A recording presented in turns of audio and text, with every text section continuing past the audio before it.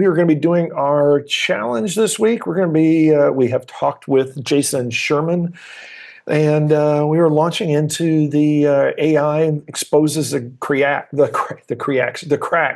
the reality of AI exposing the cracks.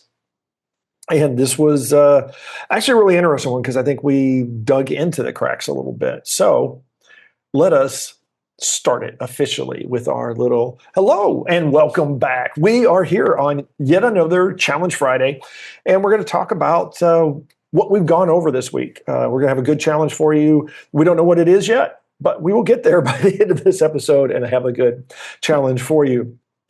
As always, I need to introduce myself. My name is Rob Broadhead.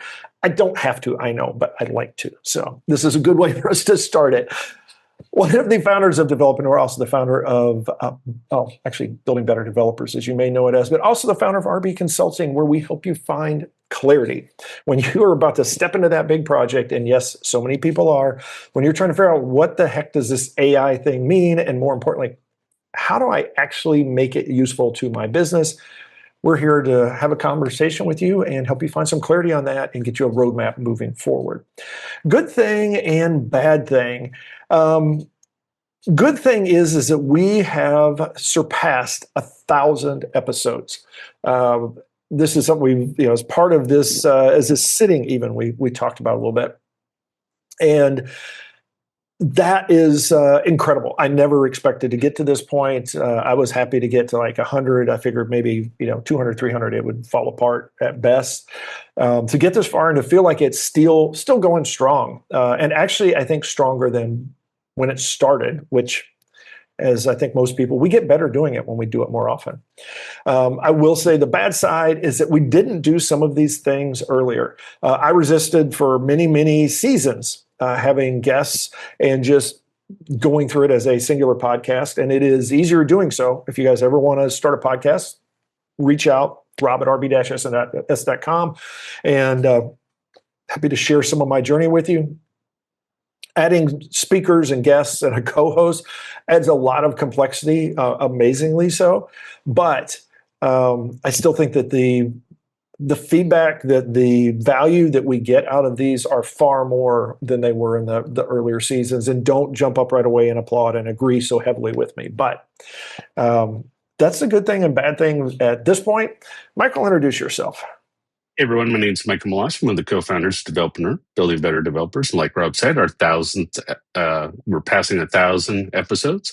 I'm also the founder of Envision QA, where we fix broken systems and replace the guesswork with tested, dependable solutions built around your business. Good thing, bad thing. Bad thing, my dogs today were being difficult, so I was a little late to this call. Good thing, it's nice having animals that love you, depend on you, and are fun to play with, but man, they can be a pain to take care of sometimes. It's always that, here, take the puppy home. Don't give you the laundry list of things you have to do to take care of them, but the joys of pet ownership.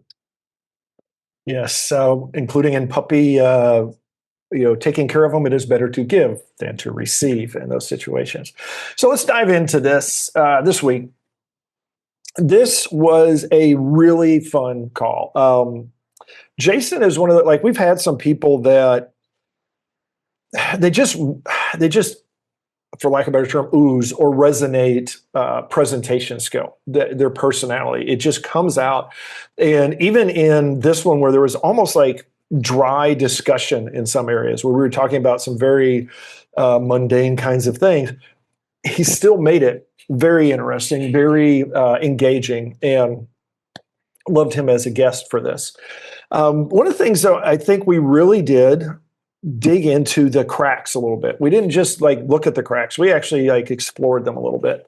One of them that I think is out of many, but one I think is a huge thing that we're going to have to come to grips with, and it goes with a couple of other areas that he talked about, was the whole human in the loop. Is what does it mean as we start moving forward? Is it needed? This comes from another conversation we had, not in the podcast, but the idea of whether something is the way it is because it has to be, it's convenient, or it really shouldn't be. That it's one of those things that somebody missed it. Sometimes it's like it goes back to the whole, why do you do that? Because that's the way we've always done it. Well, sometimes the way we've always done it is actually wrong, and I think that's some of the cracks that we are finding from AI. I'll stop there and let you dive in with your initial thoughts, Michael. Yeah, it was funny because, for a while now we've been talking about humans in the loop and, humans needing to be any AI that we do, we have to make sure that we're double checking our work in that. And our conversation with Jason just really took that further, right? We talked about how today the developers, we're going to reach a point where we're not coding anymore, right? We're now moving up. Developers are going to have to quickly mature to be more of a leadership manager level because you're going to have to be doing the code reviews. You're going to have to be treating AI as like that junior developer and make sure that you go through and make sure it's doing what it's doing, making sure that the architecture is being built correctly. And you are going to have to become the development owner. And you're going to have to take more ownership of the project versus just the little section of code that you work on within your project.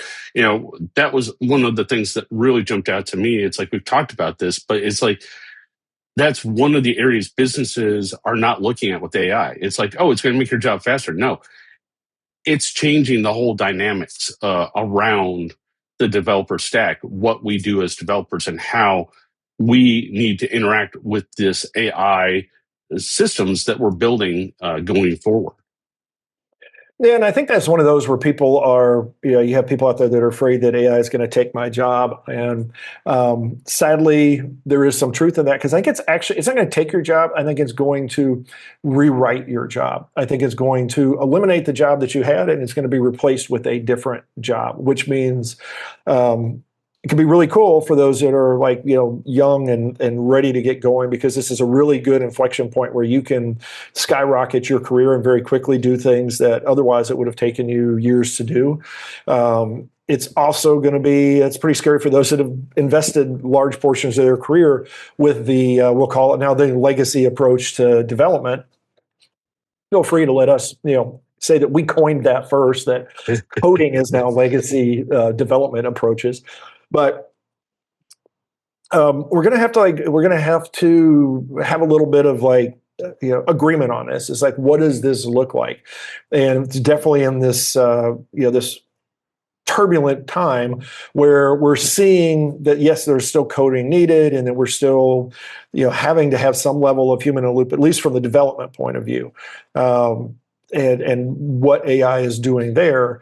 But we are also moving very quickly, and so I think we need to figure out how we're what are we gonna do when AI can totally code stuff, and we don't even care what code is anymore, essentially. And how does that change where our value is? Is like, how do we now design software or architect a solution when in the past so much of it has been about the technology, and now it is to some extent still, but it is not really. The stack is almost disappearing, or at least I think becoming hidden behind the curtains, and we're just going to move to another level of abstraction. And so it's going to be interesting to see where that exists, because there's always people that live in the lower levels of abstraction. There's still people out there somewhere that to some level are writing machine language. There are people out there somewhere that are like writing compilers or something along those lines.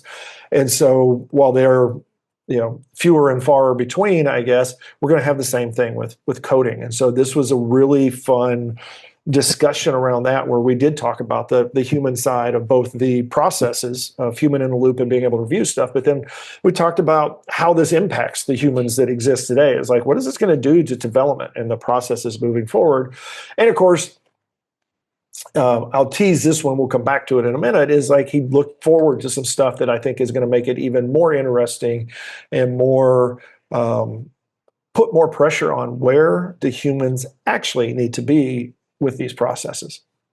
Thoughts? Yeah, it, there's just so much to unpack with this episode because it was kind of funny because we came up with the season and then we had him as our second guest of the season, and it's like, wow, it's like here we are exposing the cracks of AI. The other thing he hit on, which I thought was interesting, is all these companies that have built their models around software as a service are going to find it harder now because there's too many tools out there, right? AI is just popping out tools left and right. So the shift needs to become a more stronger approach to contract based business solving problems where you're solving exactly the problem for the business, not these generic software as a service tools that are too big for a small company, but like they have too many pieces. Like it's solving too many problems for what someone needs, and they cost too much. Now we can build simple contract tools that help solve the business problems without costing an arm and a leg. I thought that was really interesting. But with that caveat, he also threw out there, well, AI is great at doing this, at great at building those MVPs. Don't just assume the AI code is right and throw it out in production, because most of the time when you take that AI code and you literally just go straight to production with it, it doesn't scale, it's not modeled right, it's not clean. So if you're looking to take AI to quickly solve your business problems instead of buying the tool, you still have to do the due diligence of software testing, software. You still have to do the due diligence. You can't skip that just because you're using AI. And this is honestly, this is very near and dear to our heart. This is, or to my heart, this has been the mantra for quite a while now, is that, yeah, once you get to demos are easy. And trust me, I've done before AI, I've done, I don't know, a lot of demos in my life. Demos are actually pretty darn easy. Production is where it gets really difficult. And I think that's what one of the cracks that AI is exposing, is that jumping to a demo or even sometimes an MVP, especially if you are just too enamored by how fast it can get done as opposed to solving the problem, then you end up running into a lot of issues. As soon as it goes to production, it starts to blow up. And it is, again, it is not a technology problem. It is not something that's going to be solved by a faster AI or a smarter AI or better CI/CD or better UI platforms or testing automation or any of that kind of stuff, because it goes back to the problem itself needs to be actually defined properly. And this goes back to human in a loop. Where is it necessary for a human to be in a loop? Where is it not? Who's the human? And we can continue with questions like that and go deep into essentially an AI reality check of sorts of saying, okay, well, what does this really mean? And what you're going to find out very quickly is what it means is remove AI from the situation completely. Don't even talk about that. Let's talk about the problem we're solving. What does that look like? How do we process that? That is where we're going to get going. And that's, I think, what we're going to see more of those themes and those patterns as we step into this season. I do want to say a very interesting thought that he threw out there was when we were talking about sort of like, where's it going next? And he brought up the idea of robots, and particularly the idea of like Rosie the robot from the Jetsons, basically, is what he described as, where now you have a robot that does, if it does your dishes, your laundry, and let's say it even does your cooking to some extent. What does that do to life? And it is a touches everybody change. Just like in developers are going to be, this would be interesting because developers are already dealing with this. It's like the thing I spend the most time doing, writing code, gone. Not a problem, not an issue anymore. That 9-month project that you needed because of all the coding, coding was the blocker. Now that has been removed, now we got to move to the other things that are in the process that are going to be, that are blockers or that are issues. And I think the idea of taking things out of our personal life that are blockers and issues and challenges and freeing us up, it is sort of that question of like, what do we do then? Now he pitched sort of an idea of a golden age of now people have more time to think through stuff and resolve things and connect better and stuff like that. I don't know that we've actually proven as human beings that we take that high road all the time. So, thoughts on that? Yeah, it was very funny when we started getting into that conversation. I immediately started thinking of Isaac Asimov's and his rules in iRobot, and because that is where potentially where, hey, I mean, we've already kind of got there, right? We have Roombas that vacuum our floors for us. We have mop things that mop the kitchen floors. We have automatic food feeders for our animals. So we're already automating a lot of the chores in our house, and robots are the next step, right? I mean, we're looking at AI driven cars. You know, we're not even driving our cars anymore in some areas. So this is a reality, not science fiction anymore. This is coming. So, like you said, though, it's just like our coding. You know, we aren't spending our time writing code. We're finding time to think up solutions and build better. Basically, now we have the time to do all those things we didn't have time to do, like test our code, review our code. And we're still getting things done faster. The takeaway, though, for that, like you said, though, is like as humans, as a species, can we handle that? You know, what are we going to do with all this extra time? I mean, it's just, we're not that great at like solving the world's problems, but maybe we'll finally have time to solve our own problems. I don't know. It's just going to be an interesting time to be in as we move into that area. Yes, this is definitely interesting times to say the least. Challenge for the week. I love basically what he came up with. And the simple thing is build something that solves a real problem. That's your challenge for the week is to, and it doesn't have to be, I think we've talked about this before a couple of times, it doesn't have to be a huge problem.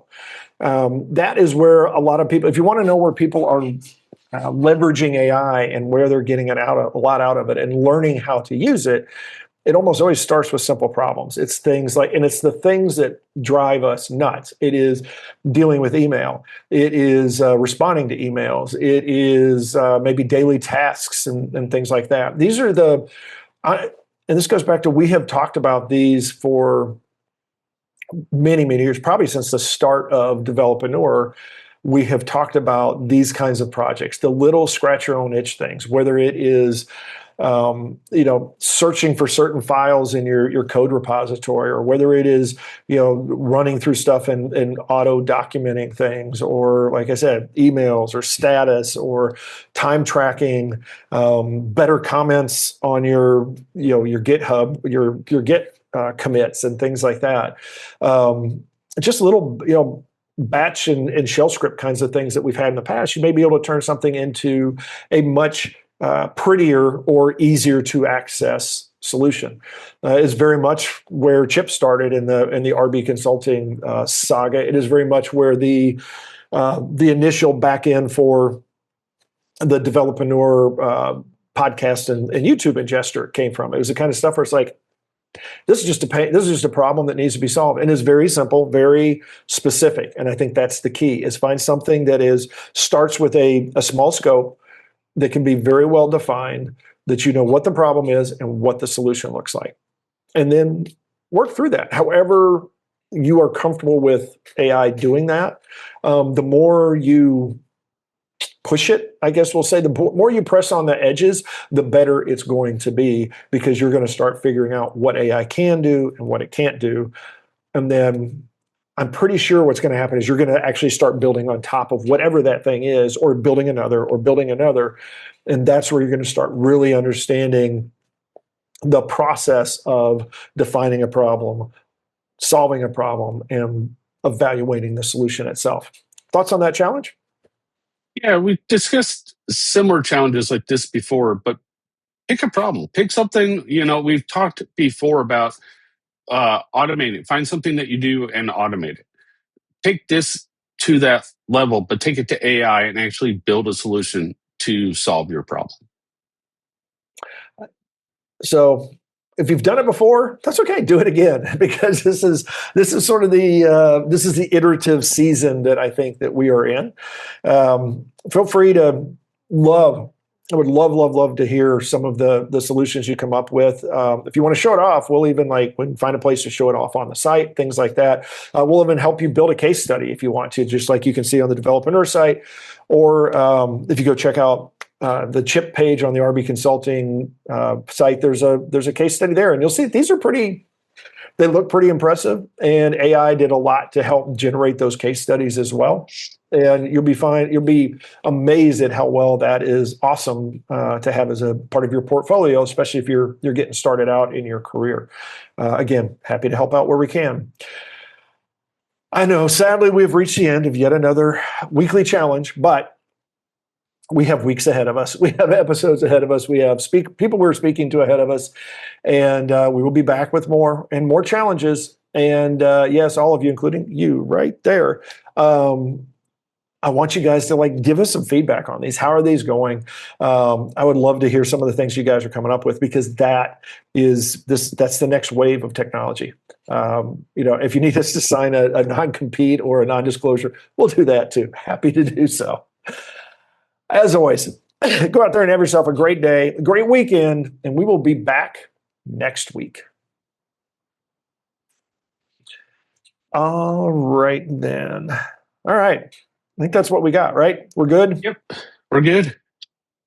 Okay, because do we have another one today?